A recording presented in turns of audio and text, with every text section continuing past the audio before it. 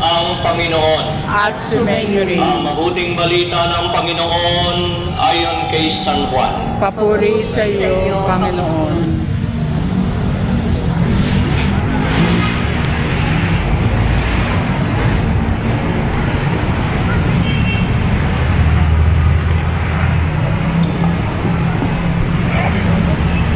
Taglamig na noon, kasalukuyang pinagdiriwang sa Jerusalem ang pista ng pagtatalaga ng templo.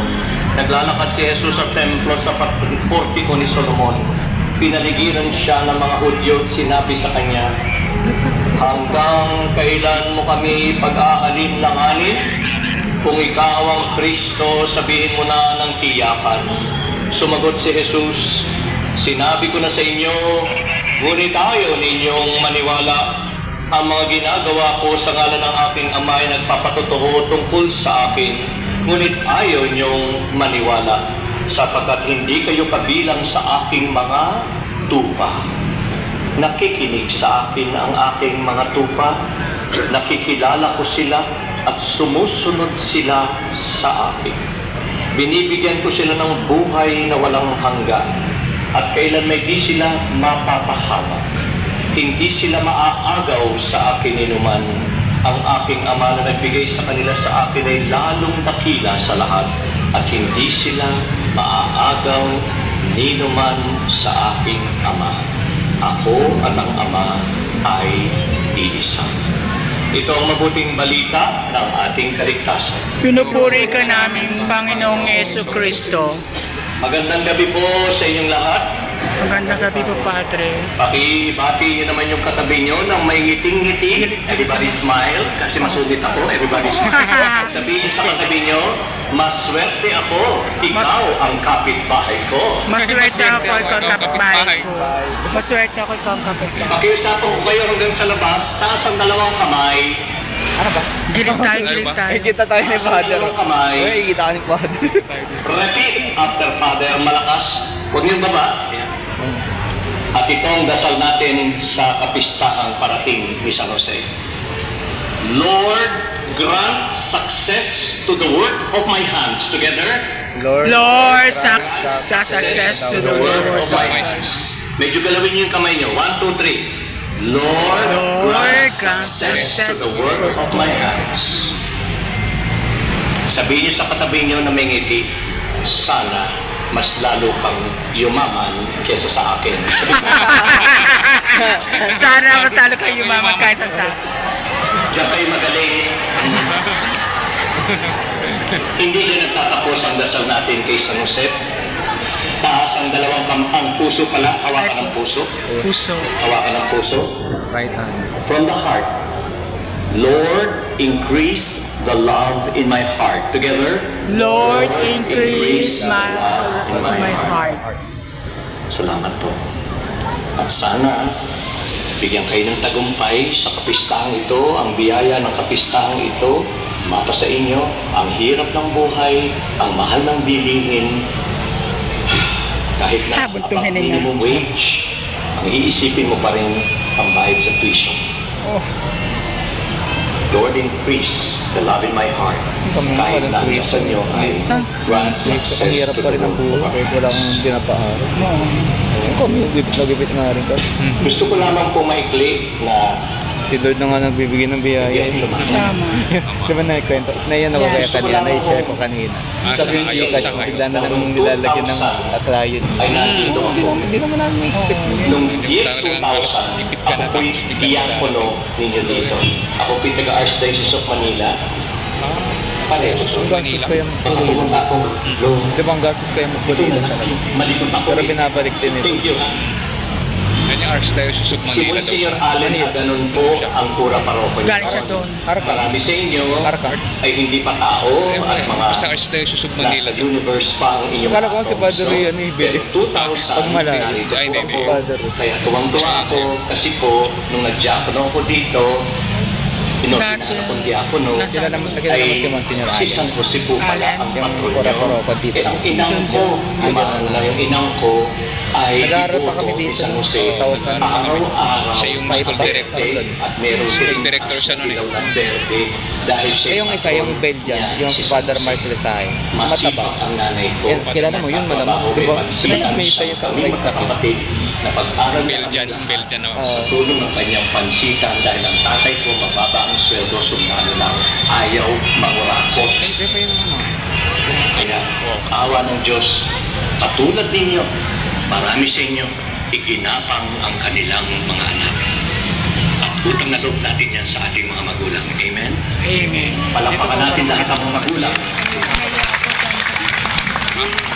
At lahat ng mga bait ng mga kabataan Kaya na sabi ko nga nagmamahal dito, kay San Joseph na narito, ang lahat ng kabataan, natutuwa ko, palakpakan lang. natin nag-isa sila. tayo. Una kong natutunan dito sa inyo, throwback muna tayo bago tayo magnilay sa ating mga pagbasa. Throwback. Si Monsignor Allen Aganon, nung na-assign ako dito as deacon, ay tumulong ako sa mga pare at ang dating ko rito ay OJT. OJT, on the job training.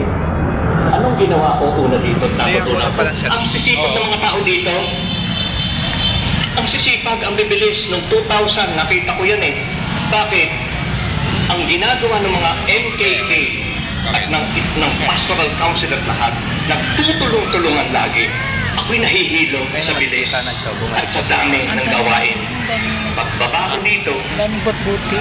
binyag, halimbawa, linggo, ako nagbibinyag. Ito yan, 2,000, ano po? Pag nagbinyag ako, mahina ang 150 linggo.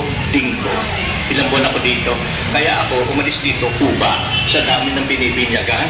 Ay, bang. Sus Maria Jose, nagagalit. Mamema, si Monsignor Allen, pag bumaba sa 150 ang binyag ko, nakapila dyan ng mga tao. Pag bumaba ng 150, mema na, may masabi lang, bakit ko konti ang nagpapabinyag? Hindi naman ako may anak niya, bakit ako ang tatanungin mo? Pero pag tinignan niyo, mga lay minister, kahit na hindi pa kami kumakain, nakangiti lahat dito nagsisilbi. Yan ang una kong pinagutang parokya. Ang sisipag, ang sasaya sa inyong ginagawa. At kitang-kita ko yan sa inyong komunidad ngayon. Whenever you pray beautifully as a community, it is because it is a reflection of your personal, private prayer life. Maganda ang inyong buhay panalangin kaya nakikita sa inyong komunidad ang inyong kabutihan. Amen? Amen.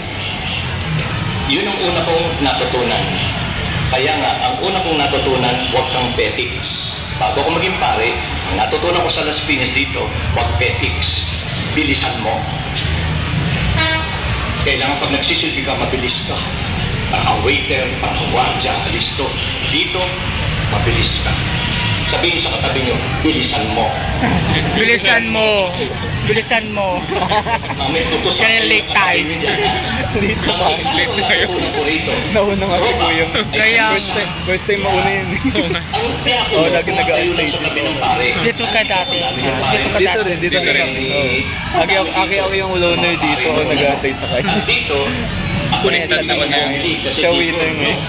Ngayon, First, dahil ako'y ganhado at binibilisan ko lang, pag naglalagay ako ng alak dito sa kopa ng pare, yung buo ng alak na yun, bubuhos ko.